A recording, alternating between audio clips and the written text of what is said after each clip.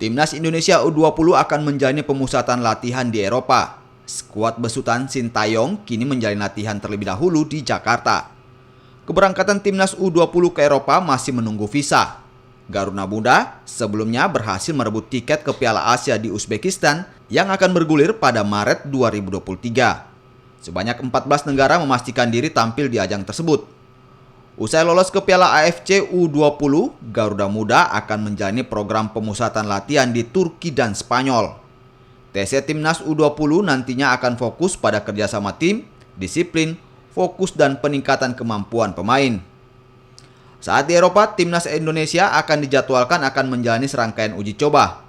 Timnas U20 juga cikal bakal skuad Piala Dunia U20 pada 2023 mendatang.